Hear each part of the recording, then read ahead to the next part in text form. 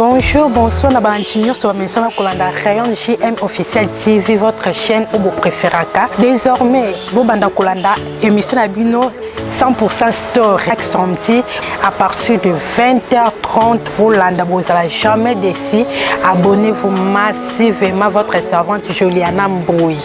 Donc, Azongel Soussou, en plus, c'est notre solo, il y a Ellen. Bonjour, bonsoir, Nabantinho, sur la Rayon JM officiel TV, Babi chaîne Abino Messana Kotala partout dans le monde. Babi vous s'abonner massivement na Rayon JM officiel TV na émission Abino ya 100% story. Babi na kozanga jamais kopesa bambote nanga na ba onyo so Messana Kolanda 100% story na pisimbote nanga et pa ya mami musengi na kata France sans oublier Edino Sakwenu na kata Belgique. Babi bambote beye place ozali bambote nanga et pa ya neto de neto na kata France bisiko zali bambote beye grand frère propre. Babi mutombo bambote beye place ozali lo lisolo na biso ya lelo ezali ndeko na biso na kata France abeninga abise Juliana Mbouy mekana obetelanga lisolo o na émission na biso ya 100% story bandeko nanga o ya sagesse pe intelligence o bapesa bino bako bapesa biso ba conseil abike non ndeko na biso wana aza femme mariée aza na mobali na kata ndako basali 12 ans de mariage baumeli vraiment en tout cas ba mesani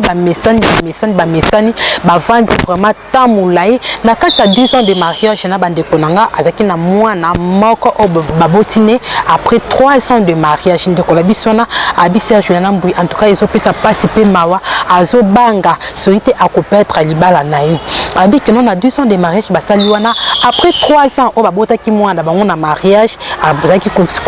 concevoir te na kata ndako libala croyez que mobali le azana na problème mobali azaki na problème te ngande na na complication moi mukile pour na ko sentir ba anomalie na kata nzoto nanga mwana lo bezaki te pourquoi parce que en tout cas na zaika karana pour na ko batela libala nanga ngana mobali nanga to vivre na biso bien problème ezate to sala ka biso à l'aise mobali nanga alinganga makasi ngai na mobali nanga na mwana nanga en tout cas vraiment harmonie mo kitoko na kata ndako libala mobali nanga apesanga argent repose en tout cas na zanga ke lokite ndako na biso et ça vraiment ndako moko na ebite soko koso bike na oyo vraiment ndako mobali nanga na musala bafuta ke très bien na kati ndoka libala na biso tozaki ko vivre comme na harmonie moko bien mais na 10 ans de mariage na mama bokilo nanga azaki ko ya na kati ndako tozalaka ne bien tosola kitoko mais akome ko déranger mobali nanga biki non na famille na biso pourquoi tozo ko produire te ko atka ningi sala keno il faut to produire babota biso mama bokilo nanga azana bana misato moko akufa mibale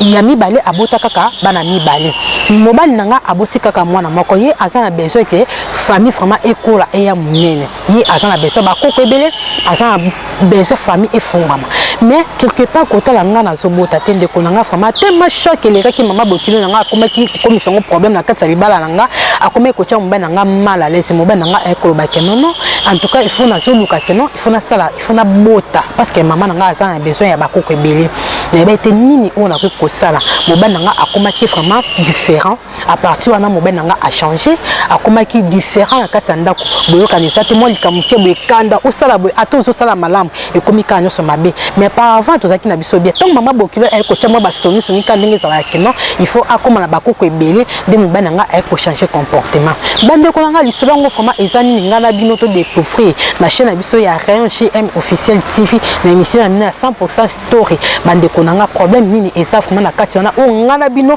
to s'intéresser na lisolo o pona ko lancer na bande ko na biso ya Rayon JM officiel TV ba mekana ko pesa conseil et pas de ko na biso alobini Serge Juliana Mbouy to fanda kala mobali na ngai to sala kala biso bien à partir mama bokilo tango aye abandi ko compliquer makambo na kati ndako libala ngape tema soumise les cas makasi en tout cas na mona isu sonde na ko sate mobile soka bimi akemusala ba camarade ozonga kaka butu ba 22h 23h alali ngane to ko shali sute na mbeto moyena simbeza te suna simbi kanda na sabo nyoso ya malamu isu sala kama bipo na ye de ko réussi que mobile nga vraiment a changé complètement même so ko sala 2 jours alala na ndako tele musu 3 jours so la ndako te en tout cas pesa ki passe ngapi malalesi na ko kate tena zeki na camarade na kande sala ke non biso na biso bana basi to zala moi ba associé na biso to ba camarade moto pesa na ba conseil na meke ko so na camarade nanga moboy camarade nanga amiko yisanga ndeko na meko expliquer problème nanga bi que non de na ça mal à l'aise mobile a changer bilo mo ande ngwana na part camarade nanga yepe azaki na fiancé na azaki na ndako ne mobile na zaika ko koya ko zonga mobile ne koya ko zonga pourquoi parce que mobile ne batinde bango mission de service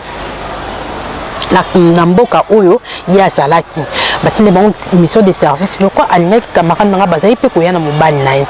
dès qu'on a ko kende kuna to so la moi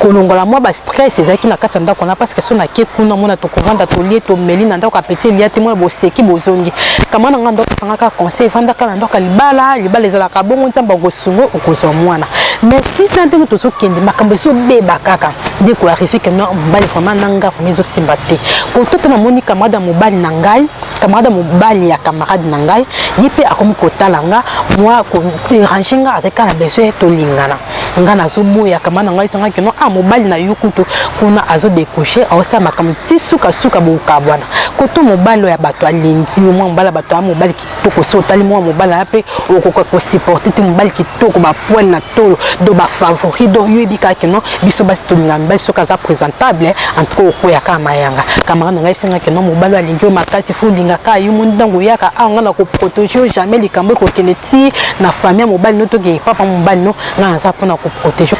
des camarades nanga ko intoxiquer nga que non linga camarade ya mobali na ye ndi après wana en tout cas yebika koto affection zala kité koto na moni mo affection zali moi qui me comme na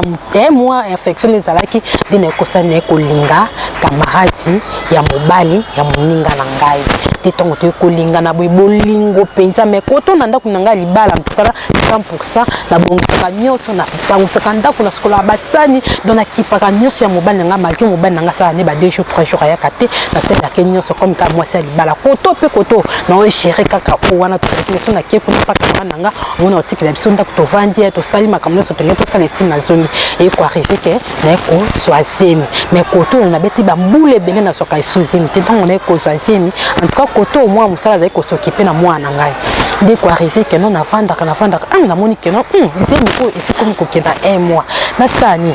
koto pe mobali na nganga na to kusha te yebika biso basi ndenge zala que non so ni provoquer mobali o sali ba ndenge nyoso o kwesa ka mobali surtout se mofanda ndako moko mobali nanga titi ko arriver que non je musuka bolingo tendresse quand des akari na provoquer mobali tito ko coucher na mikolo na nyoso na moi tendresse ki kozonga muke quand ndenge zala que non mobali nanga azoni vraiment azoni si moi ndamba bolingo auto zaka na to perdre ka si e ko arriver que non c'est bien na yo ça que non na komi ko isoler moi mobali wana koto pe kota kama nanga ko andeni kama na zo mona na teblo moi ndengwana te azali mikolo mobali na zo la tele makasi yango moni mikolo a gérer nan kuna pe yo ta calme koto pe na moi c'est bien ndenge zala ka nzeme kola ka mobali affection makasi zongi pourquoi parce que na komaki na zem ngala mama bokilo nanga pe to zongi à bon terme ngana epé to comment continuer kaka boye mo na ke kuna mo koto na zo gérer kaka babilo mo ndengwana dès ko arriver que non zem nanga ko kuma na 9 mois na ko bota to na ko bota quand ndenge zala moi sa kota wali na koti pe wali wana bolingo makasi na ko bota mwana mobali avec ko pese kombo fiston fiston kaka apese kombo fiston de ko arriver que non to vanda na mobali nanga ti en tout cas bolingo zonga ki susunga na famille ya mobali nanga harmonie zonga ki sumakasi bolingo zonga makasi mobali nanga pe koto musala mbongo zo futa do nyoso kitoko na ko sala pe que non koto ndeko mobali lokola mission de service nesila ki bande konangai aye kozonga place ye akilaki bande konanga mama na likambango eza nini ongana bindo forma photo pesa isusu mayele tozongisa isusu to pesa conseil na ndeko na biso mwasi o abengi biso à partir à France abisia Juliana Mboui après on a tourné tikala ki na continuer pe na foyer nanga bien na mobali nanga en tout cas harmonie zonga ki kitoko mais et comme ki na tambo boy il fallait ki na comme na problème o ya kiste na libele et comme que non il fallait ki na sambela na mukelo nzambe parce que na mona ki ba kiste o me makabat na ba concert il faut na singelo nzambe na ki kokota na église mobo o pasteur mo comme ko landelanga église na fuma na comme ko sambela makasi na ki ko kota pena na mosindo et quoi arriver que non chaque fois na kenda église na sala ka ba action na sala ka ba dans la pesa ka ba dimba action de grâce tout na kati église on a pasteur na ki ko yebanga makasi et quoi arriver que non chum suna vandi le pasteur abenga binanga que non de konangai na sama besoin na sola non nzambe alobelinga likamo bokeno ozana secret mo o bomba des années secret wana il faut obimisango pourquoi parce que soko obimisango te nzambe akofrapper natali bonabi na mitali nabi nga na sana problème te même na ndako nanga même na zinga nga na sana problème te problème na sana ngo kaka keno on a bota kana mobali mususu na kati ndako libala mwana mobali ngo ya mobali o to bengi fiston o asa keno héritier ya papa na o papa na lingaki makasi o ke mobali na bota kina garçon na o asa mobali ya camarade ya mobali na ya camarade na ngai te na bota kini garçon pasa kenda na ayebite moi mobali wana pe asa kenda na sikonde pasteur abenga bisinga keno na loba problème on a za na mutema na confesser bande kona ngai pona ko protéger libala na ngai na bande kona ngai moi mobali na pa akenda na sikonde pasteur abengi ngai ayebisinga que non na problème faut na confesser bande konanga na yebisa pasteur que non na problème te parce que zinga na problème te a pas problème ou de na bota libanda ngazonga na yebisa pasteur vérité ya likambo on a za ngo pona mwana na bota libanda ya mariage to na yebisa te parce que so na yebisa pasteur ko luka benga mobali na ngai parce que ba mobali nanga a luka na yebisa vérité libala na ngai e ko ya kokufa yango bande ko ya Rayon officiel TV na émission na minu à 100% story pour mekano kopesa ndeko na biso mwasi conseil asala nini pona wana ndenge ayebi mobali na façon azalaka na kando azalaka nango ayebi te so libala na ko suka ndenge nini babi que notre toute vérité n'est pas bonne à dire allo ba vérité to a cacher vérité bandeko nanga na suki wana pona liso na biso ya lelo na yebi ke ngana bino to mona besusu na émission ya oyeso koya mais na kozanga jamais kopesa ba onyo se bazo soutenir émission o na kozanga kopesa mbote na ngate na yemoko Castello Antonio oza ko soutenir émission o à 100% sans oublier grand frère propre babi que non industrie encore mukenzi na kata France mambote belé grand frère privé o apesanga ba conseil chaque jour na ozanga te kopesa mbote na oya simbi caméra wa simbi technique babi DJ Baboule na kati ya RDC bambote place ozali en tout cas to kozanga te kopesa lisusu bambote na biso et pas ya yemoko Yvette Mudia et maman pasteur na kati ya Sud Afrique sans oublier Edouard de Congolo na kati ya Sud Afrique. Merci beaucoup to kutana à la prochaine émission. Bye.